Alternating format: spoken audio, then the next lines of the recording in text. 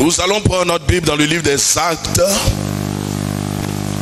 Dans le livre des Actes, le chapitre 1 et Actes, le chapitre 2. Le frère Guillaume a toutes les références. Avec lui, Acte 1, Acte 1, verset 4 à 8. Oui. Comme il se trouvait avec eux, il leur recommanda de ne pas s'éloigner de Jérusalem, mais d'attendre ce que le Père avait promis. Ce que je vous ai annoncé, leur dit-il. Car Jean a baptisé d'eau, mais vous, dans peu de jours, vous serez baptisés du Saint-Esprit. Alors les apôtres réunis lui demandaient, Seigneur, est-ce en ce temps que tu rétabliras le royaume d'Israël? Il leur répondit, ce n'est pas à vous de connaître les temps ou les moments que le Père a fixés de sa propre autorité.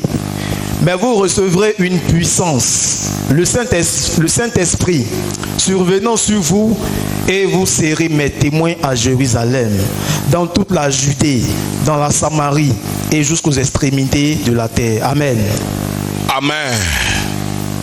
Alléluia. Jésus, prépare le deuxième texte.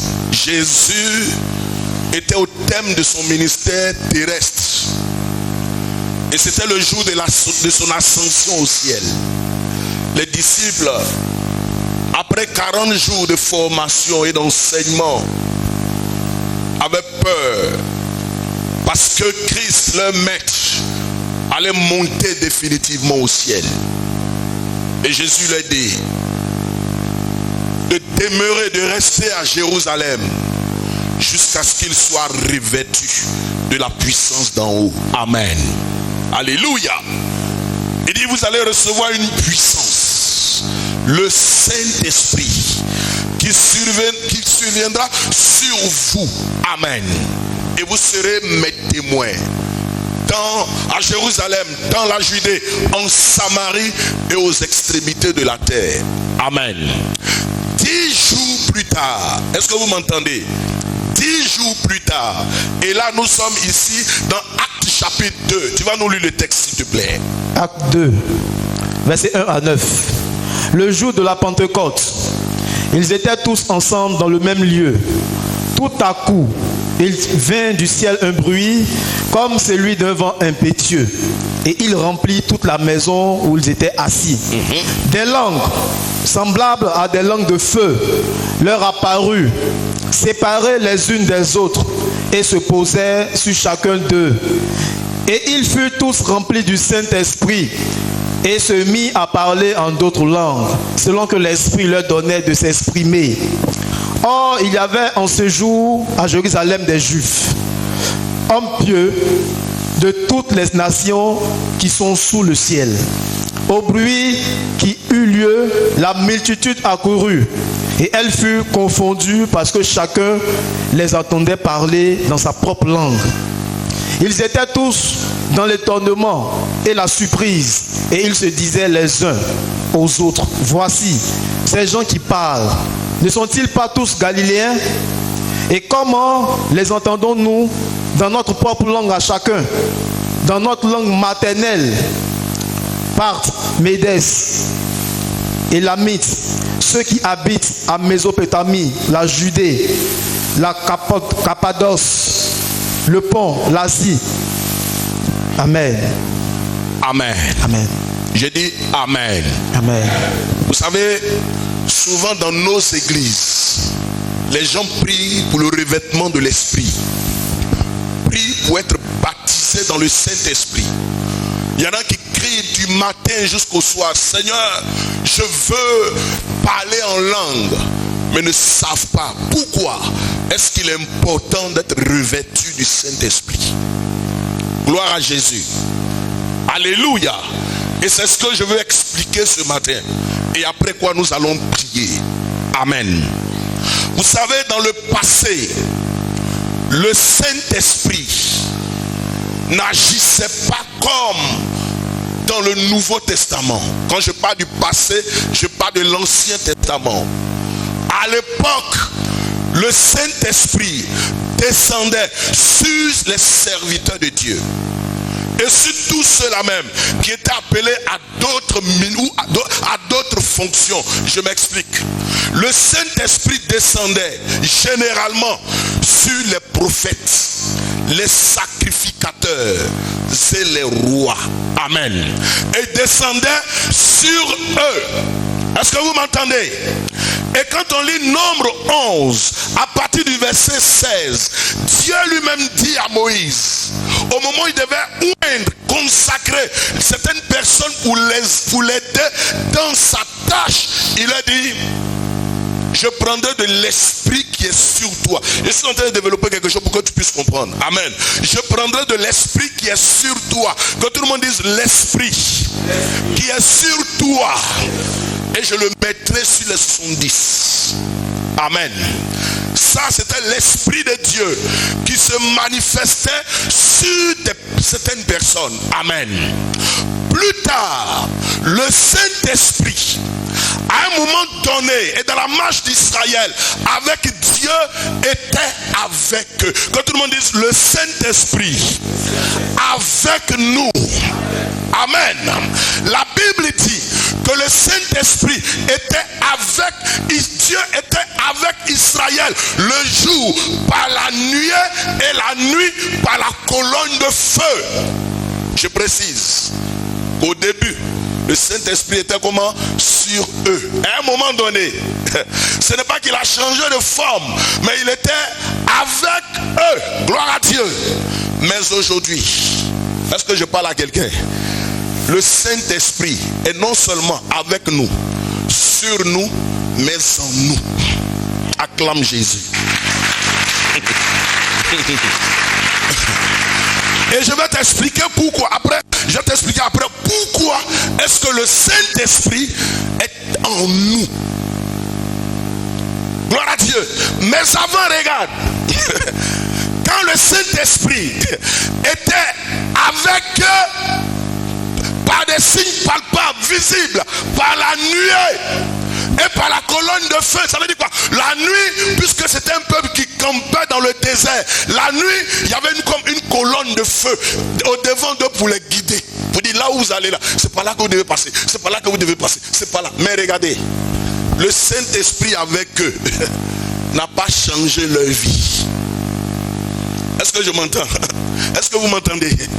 Tous sont morts dans le désert. Alléluia! Mais dans cette période néo-testamentaire, il y a beaucoup de choses qui se présentent à nous. Dis Amen. Allons-y rapidement. Pourquoi la puissance de Dieu, ou du moins le revêtement de l'Esprit, est important? Avant cela, notez ceci, c'est que la puissance de Dieu est une nécessité vitale dans la vie d'un enfant de Dieu. Deuxièmement, la puissance de Dieu n'est ni pour le spectacle, ni pour le divertissement.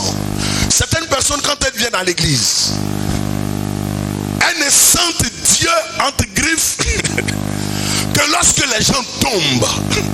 Lorsque les gens se roulent sur le sol, lorsque les gens se cassent la tête ou bien brisent les chaînes, brisent, comment est-ce qu'on appelle, les bancs, quand ils sont dit non, Dieu est présent. Le mardi, pour ceux qui étaient là, le mardi où j'ai prêché sur l'onction, je vous ai dit que l'onction, ce n'est pas les émotions. Alléluia. Gloire à Dieu. Donc quand la puissance de Dieu descend, ce n'est pas seulement, ce n'est pas pour nous divertir. Gloire à Dieu. Ce n'est pas aussi pour le spectacle. C'est pourquoi souvent ils ont le discernement. Alléluia. Mais la puissance de Dieu est une nécessité non négociable pour une existence réussie sur terre. Je m'explique. Simon-Pierre était un disciple de Jésus-Christ. Il avait le zèle. Il aimait son maître. Il était un passionné de Christ. Mais à un moment donné, on sentait les limites dans la vie de Pierre. Pierre était amorphe. Pierre était un peureux. Regardez, lorsque Christ devait monter à la croix, il avait peur. Il était en train de se réchauffer quelque part. Et une jeune fille l'a reconnu. Souvent je suis le dimanche matin, comment est-ce qu'elle a pu reconnaître Pierre? Peut-être que c'est à cause de son langage. Gloire à Dieu, alléluia, amen. Il était en train de se réchauffer. Et la jeune fille lui dit, toi, tu ressembles au disciple de Jésus. Regardez le zélé. Celui à qui Jésus a dit, tu es Pierre, et sur cette pierre, je vais bâtir mon église, et les portes du séjour des morts ne prévaudront point contre toi. Et ce que tu liras sur la terre sera lié au ciel. Et ce que tu délieras sur la terre sera délié dans les cieux. Regardez la réaction de Simon ce jour-là. Il dit, moi je ne connais pas Jésus. Alléluia.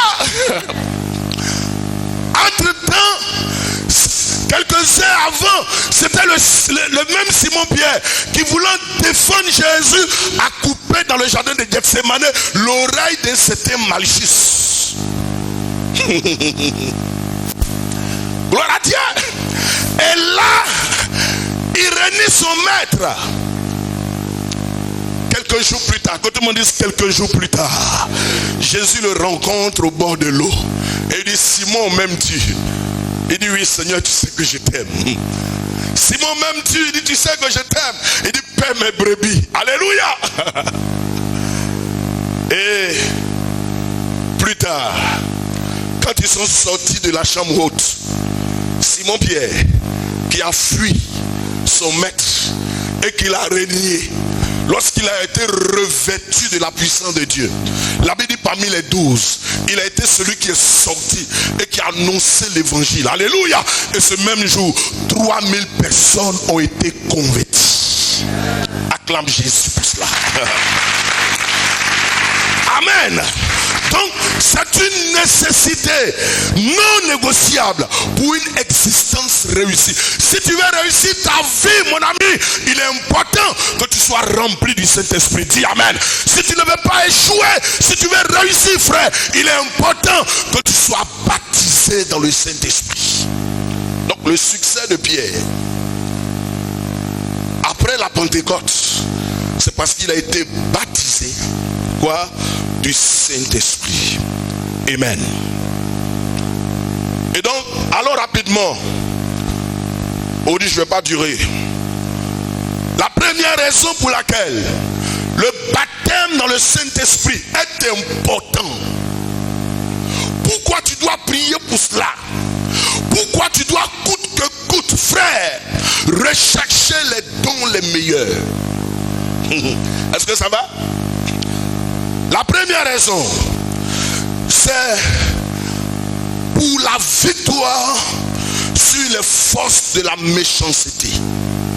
Répète après moi. Pour la victoire sur les forces de la méchanceté.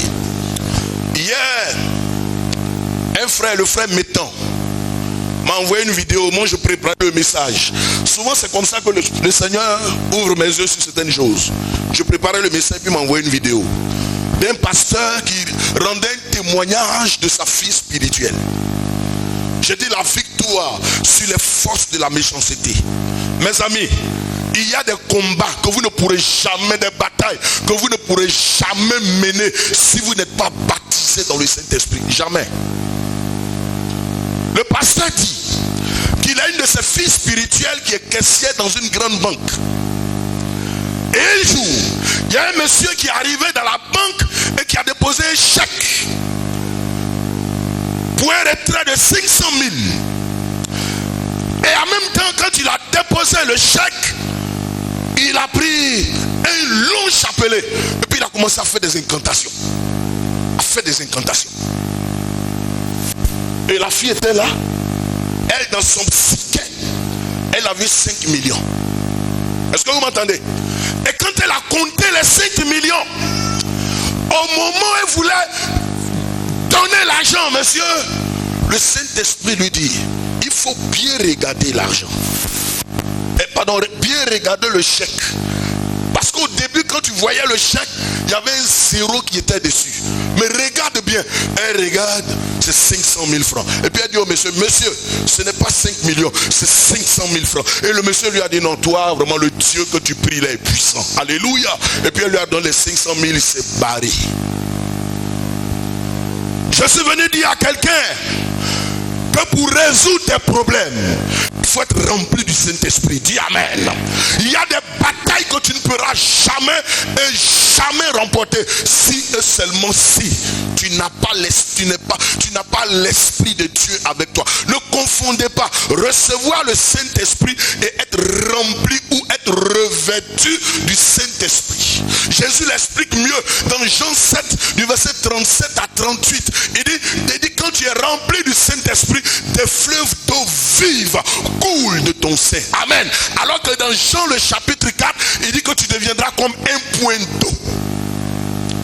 Quand tu es un point d'eau, les gens viennent puiser en toi. Mais quand tu ressembles au fleuve d'eau vive, frère, tu deviens une source de bénédiction pour plusieurs personnes. Alléluia. Et je prie que ce matin, tu sois revêtu de la puissance de Dieu, afin de faire des exploits dans ta vie, afin de faire des exploits dans tous les domaines de ta vie. Dis Amen. La deuxième raison pour laquelle la puissance de Dieu est importante, c'est afin de vivre une vie chrétienne normale. Répète après moi, la vie chrétienne normale. Seigneur, j'en ai besoin. Dans Ézéchiel 36, à partir du verset 26 à 27, regardez ce que Dieu dit à son peuple. Et ça, c'était comme une prophétie sur le peuple de Dieu. Il dit, je vous donnerai un cœur nouveau. Et je mettrai en vous un esprit nouveau. Et j'ôterai le cœur de chair. Je mettrai mon esprit en vous. Et je ferai en sorte que vous sachiez et que vous suiviez mes ordonnances et que vous observiez et pratiquiez mes lois. Enfant de Dieu, regarde. Souvent, tu sens que ta vie chrétienne est normale. Et à un moment donné, tu ne sais pas qu'est-ce qui ne va pas. Tu rétrogrades. Ou bien tu es animé d'un esprit de colère. Tu sens que les liens de la famille de ton père ou de ta mère sont en train de t'influencer. Tu sens que rien n'est normal, frère. Il y a quelque chose. Dis Amen. C'est que tu n'es pas encore rempli de l'esprit. En parlant ici au peuple d'Israël, Dieu dit, quand je vais répandre mon esprit sur vous, mon esprit sur vous, votre cœur de chair là, je vais l'enlever afin de vous donner quoi? Votre cœur de chair. Et puis je vais vous donner un cœur nouveau. Un cœur qui craint Dieu. Un cœur rempli du fruit de l'esprit. Souvent il y a des actions que tu veux poser, tu n'arrives pas à les faire, mon frère, tout simplement parce qu'il y a quelque chose que tu n'as pas encore reçu, ou quelqu'un que tu n'as pas encore reçu. Je précise que le Saint-Esprit, c'est Dieu lui-même qui descend dans la vie d'une personne pour la conduire. Si tu es d'accord, dis Amen. La troisième raison pour laquelle la puissance de Dieu est importante. Avant la troisième raison, c'était en parlant de la vie chrétienne normale, c'était ce qui arrivait à Pierre. Le matin, Pierre était un chrétien sérieux. Et le soir, Pierre dégaine. Jusqu'à ce qu'un jour Jésus puisse lui dire, Simon, arrière de moi, Satan. Il y a des chrétiens même là, quand tu les regardes, tu dis, ah, c'est pas Satan mais qui s'est incarné en lui. À cause de certaines actions qu'il pose. Tu as besoin du Saint-Esprit, dis Amen. Tu as besoin d'être rempli du Saint-Esprit pour mener une vie chrétienne juste, pour mener une vie chrétienne normale. Si cette dame n'était pas remplie du Saint-Esprit, le gars allait se barrer avec 4 500 000 cadeaux. Alléluia. Et je prie ce matin que tu sois un chrétien extraordinaire dans le nom de Jésus-Christ. Amen. La troisième raison, c'est pour la victoire et le triomphe dans la vie quotidienne. La victoire et le triomphe dans la vie quotidienne. quotidienne avec sa capacité d'affronter l'avenir. Mon ami, Jacob, dans le livre de Genèse 32, du verset 24 à 28, avait un problème avec son avenir. Il avait un problème avec sa destinée. Lui, qui était le petit-fils d'Abraham, avait un souci, frère, avec la pauvreté, car limité physiquement et limité spirituellement. La Bible dit que même pour se marier, il a été obligé de travailler pendant 7 ans avant d'avoir une femme. Et puis, ce n'était pas la femme que son cœur désirait. Au lieu de Rachel, on lui a donné Léa. Il a été obligé de travailler encore avant d'avoir celle que son cœur désirait. Et Jacob, frères et sœurs, voyait que dans sa famille, les mamans étaient toujours stériles. Sa grand-mère, Sarah, quand elle est entrée dans le foyer de son grand-père, était stérile. Sa maman, Rachel, était aussi stérile. Et voilà qu'il épouse une femme qui est encore stérile. Il y a quoi? Notre famille, il y a quel problème ici? Qu'est-ce qui ne va pas? Entre-temps, Dieu avait fait une promesse à son grand-père en disant: je vais te bénir, tu seras une source de bénédiction. Celui qui te maudit a maudit, et tous ceux qui te béniront seront bénis. Et il va plus loin pour dire que toutes les familles de la terre seront bénies en toi. Mais il avait un problème. Et la Bible dit qu'il a travaillé chez son oncle Laban pendant 20 ans. Et en 20 ans, son salaire a été réduit 10 fois. Et le jour où il s'est libéré sur la révélation du Seigneur, et c'est ce qui l'a amené à aller rencontrer Dieu, et c'est ce qui a amené Dieu à le remplir de sa présence pour en être délivré. Ma prière est que tu sois délivré ce matin au nom de Jésus de la vaine manière de vivre que tu as hérité de tes pères. Dis Amen. Sur le chemin du retour, son beau-père Laban se rend compte que ces théraphim sont volés. C'est quoi les théraphim? Les théraphim sont les fétiches, c'est le fétiche de la famille. Et il court à leur rencontre. Et regardez ce qu'il fait. Jacob, quand il a dit que vous avez volé mes théraphim, Jacob lève une parole pour dire: il n'y a pas de voleur ici. Et quand le vieux insistait, il dit: quiconque a volé les théraphim, que la mort frappe à sa porte. Et il a lancé la parole sans le savoir. Et Laban fouille les affaires de la famille, de sa belle famille et de ses enfants. Il retrouve les théraphim dans le sac de sa femme Rachel. Alléluia. Du coup, c'est leur destinée qui était comme hypothéquée. Chemin faisant, on lui annonce l'arrivée de son frère Ésaü, son ennemi juré, et qui vient avec quoi? Une armée pour le combattre et le dépouiller de tous ses biens. La Bible dit, Jacob va chercher la présence du Seigneur. Il va aller prier toute une nuit. Mes amis, il y a des combats que vous devez mener dans la prière. Dites Amen. Et même si possible, avoir des nuits ou des veillées de prière pour remporter des victoires. Alléluia. La Bible dit, vers le milieu de la nuit, Dieu envoie un ange pour le visiter et il change son nom. Ce matin, je déclare que ton nom change au nom de Jésus. Je déclare que ton identité change dans le nom de Jésus. Mais ton identité ne pourra être transformée ou changée que si et seulement si tu es visité par le Saint-Esprit. Amen. Donc, c'est pour la victoire et le triomphe de la vie quotidienne avec sa capacité d'affronter l'avenir. La quatrième raison pour laquelle il est important d'être rempli du Saint-Esprit, c'est pour le déploiement et le potentiel de la vie. Amen. Que tout le monde dise le déploiement des potentiels de la vie. 1 Samuel 10, le verset 5.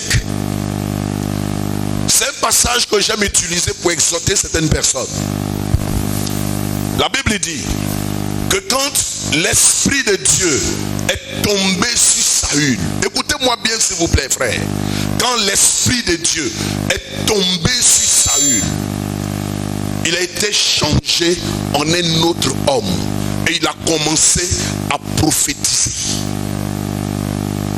Le berger élevé d'ânesse a été transformé. Il a commencé à prophétiser. Il est devenu un autre homme. Et plus tard, il devient le roi d'Israël.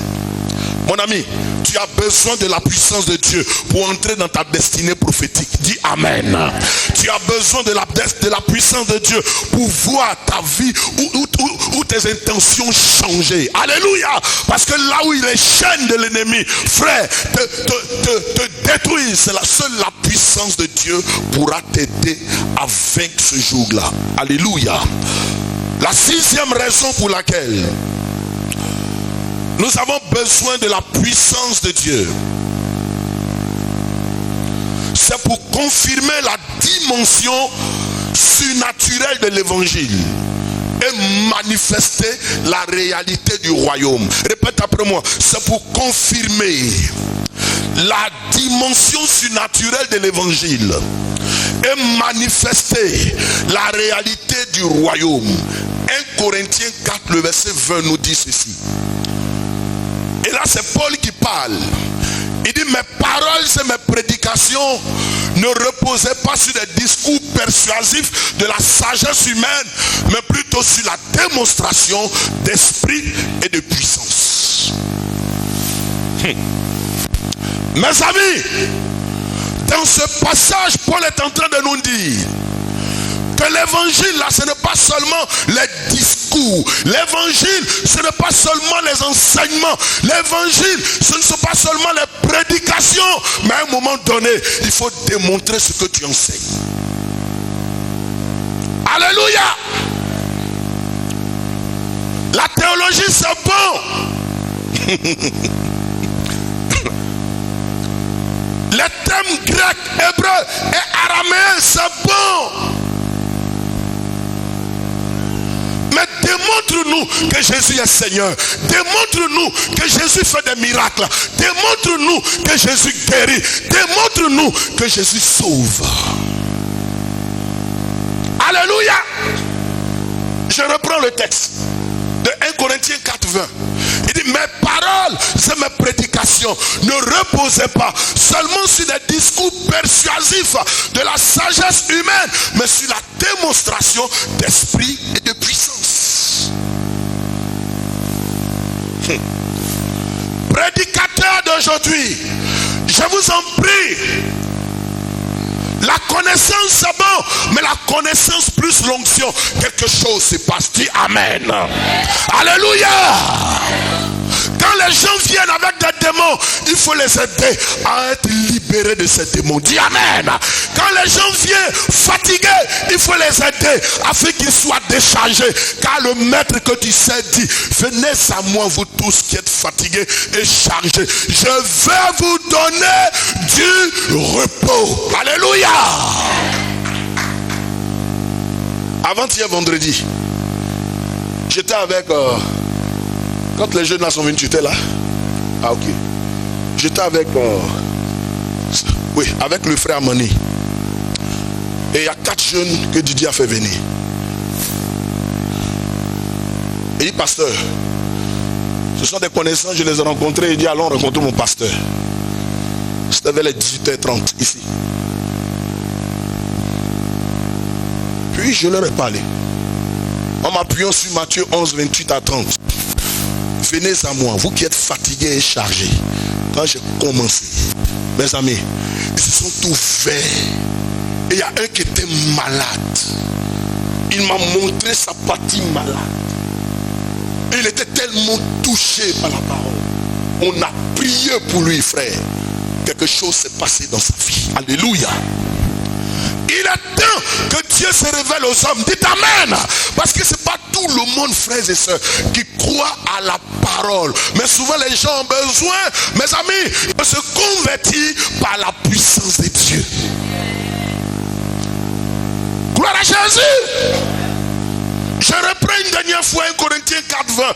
Mais Paul dit, mes paroles et mes prédications ne reposaient pas sur des discours persuasifs de la sagesse de Dieu, mais sur la démonstration d'esprit et de puissance. Il n'y a pas longtemps, j'ai retrouvé une de mes filles qui est maintenant à l'église CMCI. J'ai béni Dieu pour elle. Quand elle a quitté Abobo, elle est maintenant à CMCI. Elle habitait quelque part dans un cyclobois et elle avait l'insuffisance rénale. J'étais assis un jour dans le temple. Et puis ils l'ont emmené enflé comme ça, avec les yeux jaunes. Quand elle venait dire ça, Seigneur, qu'est-ce qu'on fait? Qu'est-ce qu'on fait? Les pieds, le ventre, les yeux, tout était enflé et tout avait, son corps avait jauni. L'Esprit de Dieu me dit, dis-lui de se coucher là. De se coucher seulement dans le temps, prie pour elle et puis tu la laisses. Elle n'a qu'à dormir. Quand elle s'est réveillée, Dieu l'a guérie d'une maladie extraordinairement démoniaque. Alléluia! Lève la main et dis, oh Dieu, tout puissant, donne-nous encore des jours où des miracles, des prodiges, des signes s'opéraient dans les vies. Amen. Il est temps que lorsqu'une personne vient à l'église, quand elle est pauvre, que ton Dieu puisse l'amener à devenir riche, à voir sa vie changer. Qui croit à cela? Yes. Et c'était pour toutes ces raisons, frères et sœurs, que Jésus leur a dit, il est avantageux pour moi que je m'en aille. Et allez-y à la chambre haute. Vous allez recevoir une puissance, le Saint-Esprit survenant sur vous. Et vous serez mes témoins à Jérusalem, en Samarie, dans la Judée et jusqu'aux extrémités de la terre. Amen. Autre raison pour laquelle la puissance de Dieu est nécessaire dans la vie d'une personne. Vous comprenez maintenant l'esprit de la Pentecôte? Alléluia. C'était pour confondre les raisonnements, les cartésiens. Confondre les raisonneurs. Confondre les personnes qui sont très cartésiennes. Il y a des gens, mes amis, parlez-leur du Seigneur. Ils ne sont pas prêts. Ils ne sont pas prêts. Dès que tu vas dire, oh, laisse ça. Moi, je crois au fétiche. C'est pourquoi quand vous approchez les gens, faites attention. Ne les faites pas miroiter pour dire, si tu viens dans mon église, Dieu va te bénir. Les Libanais avec les ministres sont déjà bénis. Alléluia. Donc s'il vient à l'église, donc il sera quoi? Surbéni alors. C'est pas ça l'évangile. Gloire à Jésus-Christ. L'évangile de Jésus-Christ est une puissance pour le salut de quiconque croit. Alléluia. Va lui dire que son âme a de la valeur. Alléluia. Que peu importe ce qu'il peut avoir sur cette terre des hommes, s'il meurt sans Christ, son âme ne sera pas sauvée. Gloire à Dieu. Présente-lui Jésus qui est le chemin, la vérité et la vie. Alléluia. Et qui est capable de racheter son âme s'il quittait cette terre. Amen. Dans le livre de 2 Rois, le chapitre 7, à partir du verset 1 à 5, ce texte nous parle d'une histoire triste. Il y avait une famine en Israël. Les gens mouraient de faim. À un moment donné, les gens étaient obligés de manger même souvent leur bébé. Lisez les Écritures. De manger même leur bébé pour pouvoir survivre. Parce qu'il n'y avait rien à manger. Et même l'âne qui était impur était consommé par les hommes. La sécheresse était rude. Et un matin, le prophète Élisée organise une croisade d'évangélisation. Et puis au cours de cette croisade, il déclare une parole. Il dit, demain, à cette même époque, il y aura de la nourriture en abondance dans la ville.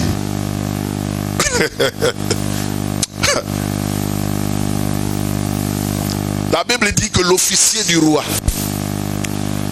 l'a approché pour dire, prophète, on dirait que tu t'es trompé. Hein? Parce que voici ce que tu as dit. Il dit, j'ai dit, demain, à cette même époque, il y aura de la nourriture en abondance. Et il va lui dire, alors, même si Dieu ouvre les fenêtres au ciel, est-ce qu'une chose pareille peut arriver? Et l'homme de Dieu va lui dire, tu vas voir, mais tu ne vas pas goûter. Amen. Il y a des gens qui ont besoin de la puissance de Dieu afin de croire à Jésus. Dis Amen. Ils ne sont plus dans le haut bas. Si tu lui présentes les richesses, il va te dire, moi-même, je suis riche. Alléluia. La Bible dit que de l'autre côté, il y avait des personnes, des lépreux qui attendaient elles aussi la nourriture et ne voyant pas cela arriver, ont foncé dans le camp des Syriens, des ennemis d'Israël qui avaient assiégé la ville. Et au moment où ils partaient en direction des ennemis d'Israël, avec leurs pieds pourris, regardez le miracle que Dieu a opéré. La Bible dit, quand ils couraient, Dieu a commencé à amplifier leurs pas. Et les Syriens ont entendu comme des bombes que Poutine est en train de lancer à Kiev. Et qu'est-ce qui s'est passé? Ils ont fui, ils ont laissé tous les conteneurs de vivres et de non-vivres. Et puis ils sont partis. Quand les lépreux sont arrivés avec leurs pieds pourris, ils se sont assis. Regardez leur première réaction. Ils disent, aujourd'hui est pour nous une journée de bonnes nouvelles. Alléluia.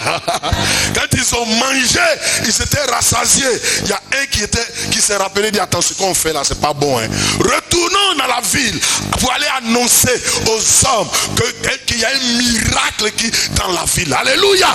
Et quand ils sont arrivés, quand ils ont annoncé la nouvelle, toute la population était en train de courir pour aller dans le camp des Syriens. Et la Bible déclare que même l'officier du roi faisait partie du convoi. Mais quand il est arrivé devant le miracle, il est tombé. Il a vu la nourriture. Quand il est tombé, les gens sont venus marcher sur lui. Et il est mort. Gloire à Dieu. La puissance de Dieu est importante. Alléluia. Regardez, où est le frère Kwame? Voici le frère Kwame. Frère Kwame, voilà. Madame Kofi, tu te rappelles? Il y a, je crois, 4 ans en arrière, j'étais allé prier dans leur bureau, au service passeport. Leur patron avait voulu qu'un pasteur vienne prier pour eux.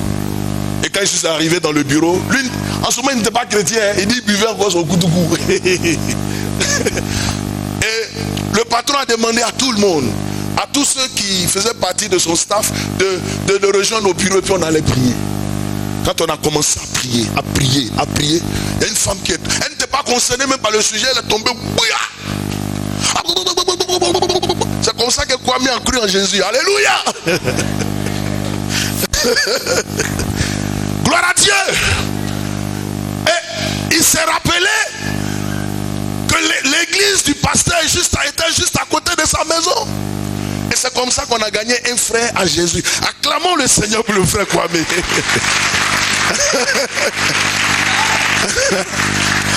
Alléluia. Quand quelqu'un raisonne, ou quand une personne, frère et soeur, ne croit pas en Dieu, frère, le revêtement de puissance doit s'installer afin de démonter ses connaissances. Si tu es d'accord, dis Amen. Regarde dans ton entourage, il y a des hommes et il y a des femmes qui ont besoin de voir la puissance de Dieu afin de donner réellement leur vie à Jésus.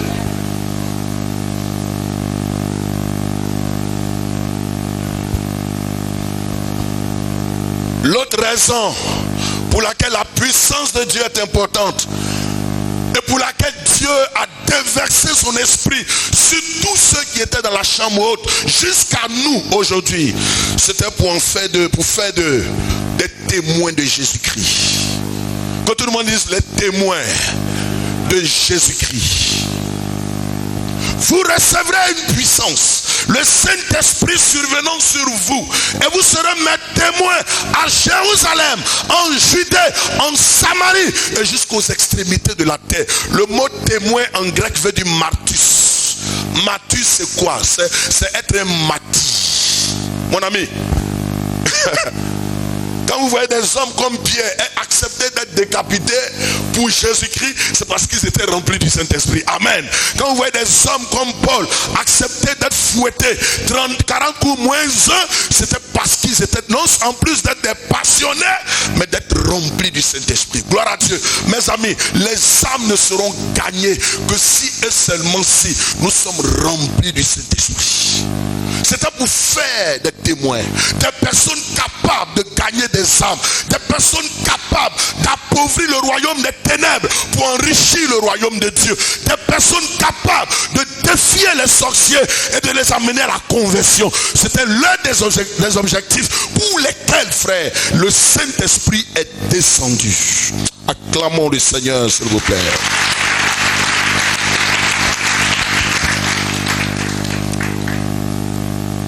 Nous sommes au 9e point, n'est-ce pas? Pardon, ou bien 10e point? 9e point. Pardon? Combien? 8e point, merci.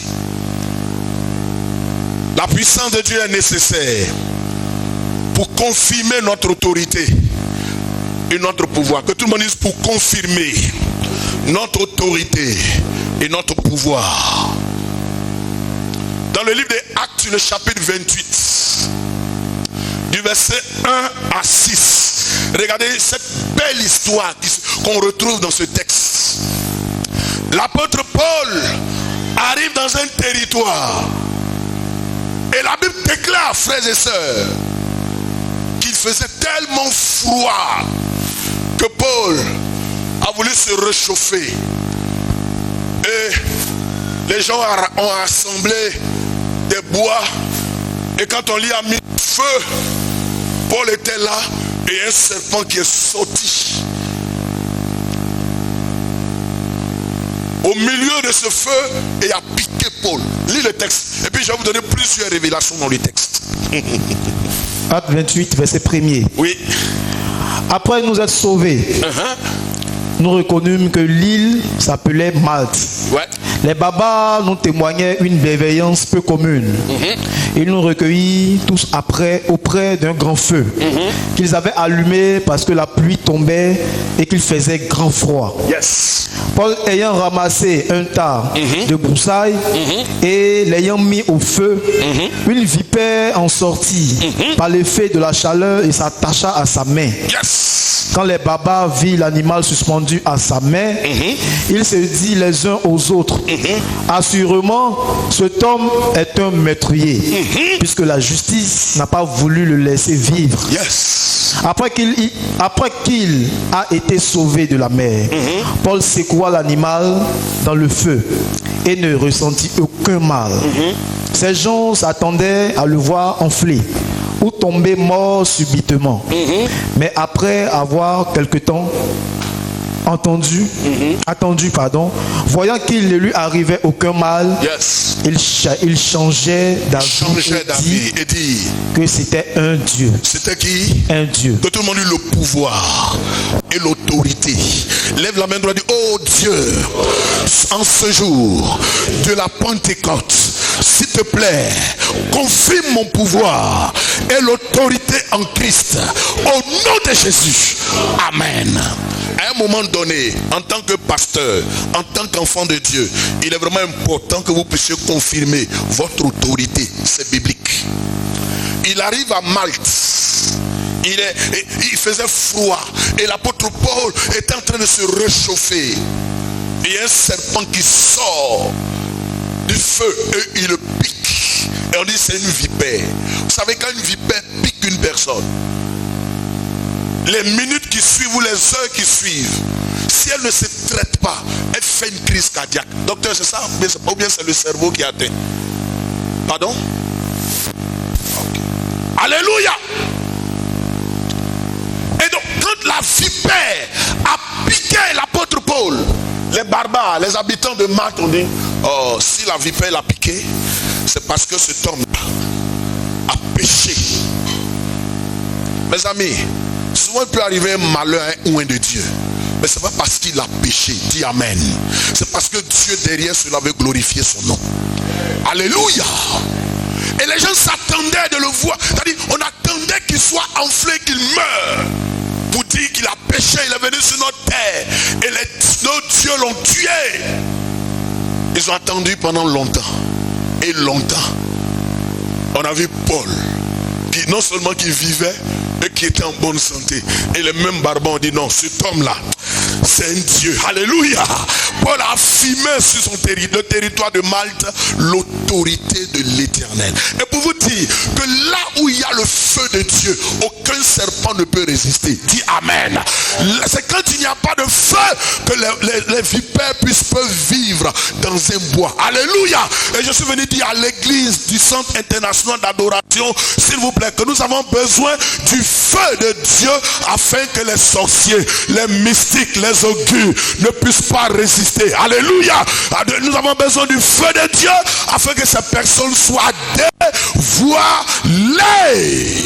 Le feu est important. Amen. Et enfin, nous avons besoin d'être revêtus du Saint-Esprit pour certifier et confirmer la présence de Dieu au milieu de son peuple. Certifier et confirmer la présence de Dieu au milieu de son peuple. Et c'est la raison pour laquelle les témoignages sont importants dans l'église. Dis Amen. La Bible dit là où 2 ou 3 personnes sont réunies ou rassemblées, Dieu est présent. Et la présence de Dieu ne doit pas être seulement une présence générale, mais doit être une présence glorieuse ou une présence manifeste. Ce matin, je suis venu te dire que tu as besoin d'être rempli du Saint-Esprit, de sorte que tous ces éléments puissent en tout cas t'accompagner partout où tu fouleras de pieds, de sorte à glorifier le nom de ton Père ou le nom du Seigneur Jésus-Christ. Que Dieu te bénisse ce jour et bonne fête de Pentecôte à toi. Amen.